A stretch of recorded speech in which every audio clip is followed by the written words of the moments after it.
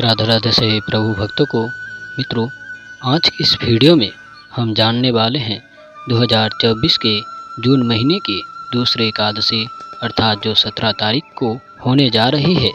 इस एकादशी का नाम है निर्जला एकादशी और इस एकादशी की विधि और कथा के बारे में आज की इस वीडियो में हम श्रवण करने वाले हैं। तो चलिए निर्जला एकादशी व्रत की इस कथा में एक बार भगवान श्री विष्णु का नाम स्मरण करते हुए डुबकी लगाए जाए। ज्येष्ठ मास के शुक्ल पक्ष में पड़ने वाली एकादशी को निर्जला एकादशी के नाम से जाना जाता है। निर्जला एकादशी को भीमसेन ने एकादशी भी कहते हैं। निर्जला एकादशी को सभी एकादशी में सबसे अधिक श्रेष्ठ माना जाता है। इस दिन व्रत करने से बाकी सभी एकादशियों का व्रत करने के बराबर फल की प्राप्ति होती है। निर्जला एकादशी व्रत में जल का सेवन नहीं किया जाता है। व्रत के पारण के बाद ही जल का सेवन किया जाता है। इस दिन जल का त्याग करने का नियम है।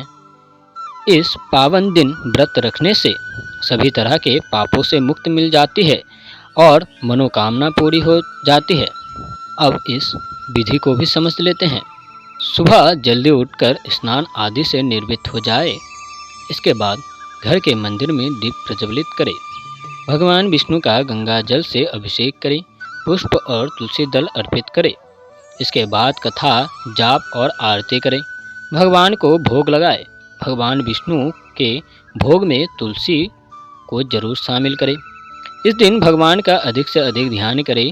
निर्जला एकादशी पर जल पीना वर्जित होता है, इसलिए व्रत समाप्ति के बाद ही अगले दिन जल ग्रहण करना चाहिए। इस दिन चावल खाने से बचना चाहिए। इस दिन दान करने का विशेष महत्व है, इसलिए किसी जरूरतमंद को और गरीब व्यक्ति को अन्न जल वस्त्र आदि दान करना शुभ होता है। अब हमने सुना कीजिए निर्जला एकादशी व्रत के कुछ फलों के विषय में और इसके कुछ विधि के विषय में। अब हम जानने जा रहे हैं इस व्रत का कथा।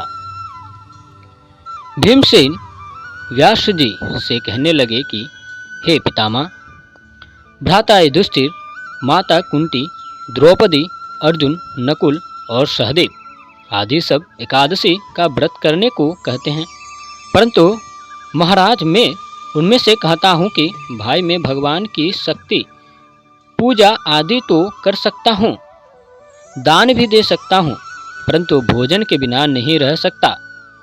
इस पर व्यास जी कहने लगे कि हे भीमसेन, यदि तुम नरक को बुरा और स्वर्ग को अच्छा समझते हो तो प्रति मास की दोनों एकादशी को अन्न मत खाया करो।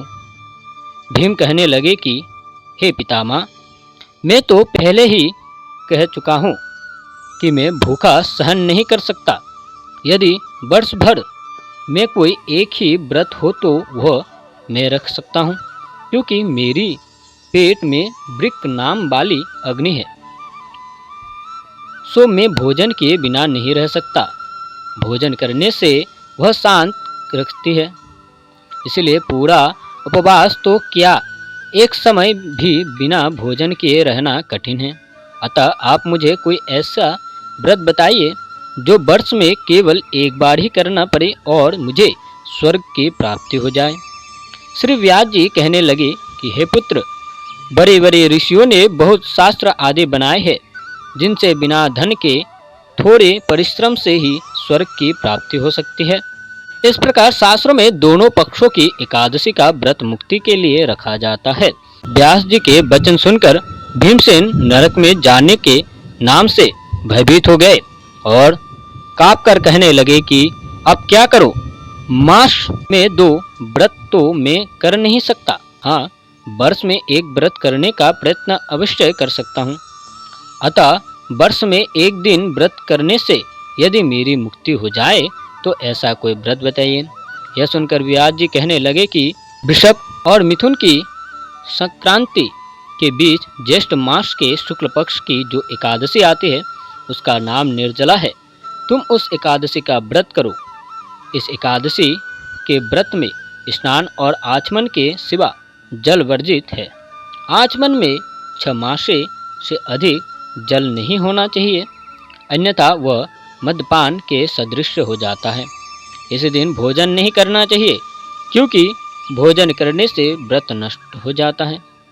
यदि एकादशी को सूर्योदय से लेकर द्वादशी के सूर्योदय तक जल ग्रहण न करे तो उसे सारी एकादशी के व्रत का फल प्राप्त होता है। द्वादशी को सूर्योदय से पहले उठकर स्नान आदि करके ब्राह्मणों का दान आदि देना चाहिए।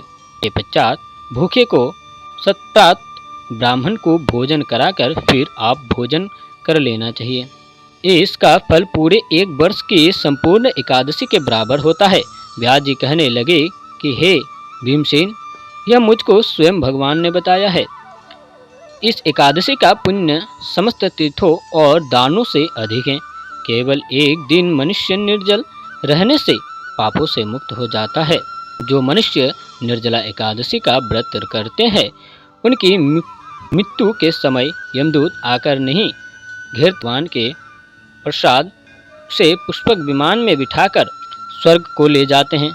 अतः संसार में सबसे श्रेष्ठ निर्जला एकादशी का व्रत है, इसलिए यत्न के साथ इस व्रत को करना चाहिए। उस दिन ओम नमो भगवते वासुदेवाय मंत्र का उच्चारण करना चाहिए और गोदान करना चाहिए। इस प्रकार व्यास जी की आज्ञा अनुसार भीमसेन ने इस व्रत को किया। इसलिए इस एकादशी को भीमसेन या पांडव एकादशी भी कहते हैं। निर्जला व्रत करने से पूर्व भगवान से प्रार्थना करें कि हे भगवान, आज मैं निर्जला व्रत करता हूँ, दूसरे दिन भोजन करूँगा। मैं इस व्रत को श्रद्धापूर्वक करूँगा, अतः आपकी कृपा से मेरे सब पाप नष्ट हो जाए। इस दिन जल से भरा हुआ एक घड़ा वस्त्र में ढककर स्वर्ण सहित दान करना चाहिए।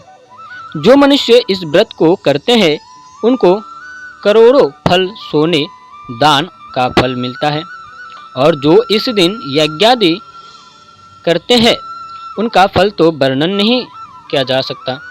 इस एकादशी के व्रत से मनुष्य विष्णु लोक को प्राप्त होता है। जो मनुष्य इस दिन अन्न खाते हैं, वे चंडाल के समान है, वे अंत में नरक में जाते हैं। जिसने निर्जला एकादशी का व्रत किया है, वह चाहे ब्रह्म हत्या हो, मद्यपान करता हो, चोरी की हो या गुरु के साथ देश क्या हो, मगर इस व्रत के प्रभाव से स्वर्ग जाता है। हे कुंती पुत्र, जो पुरुष या स्त्री श्रद्धापूर्वक इस व्रत को करते हैं, उन्हें अग्रलिखित कर्म करने चाहिए। प्रथम भगवान का पूजन, फिर गौदान, ब्राह्मण को मिष्ठान व दक्षिणा देनी चाहिए तथा जल से भरा कलश का दान अवश्य करना चाहिए। निर्जला के दिन अन्न, वस्त्र, उपहान आदि का दान भी करना चाहिए। जो मनुष्य भक्तिपूर्वक इस कथा को पढ़ते या सुनते हैं, उन्हें निश्चय ही स्वर्ग की प्राप्ति होती है।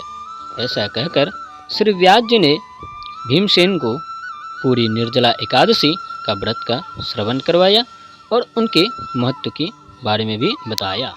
मित्रों, ये थी निर्जला एकादशी व्रत की विधि एवं कथा। यदि आपको वीडियो अच्छी लगती है तो वीडियो को लाइक करें, चैनल पर नए हैं तो चैनल को सब्सक्राइब करके रखें, बल्कि फ्यूचर में आपको भागवत, रामायण और एवं ऐसे ही एकादशी व्रत की कथाएं आपको सुनने को मिलेंगी।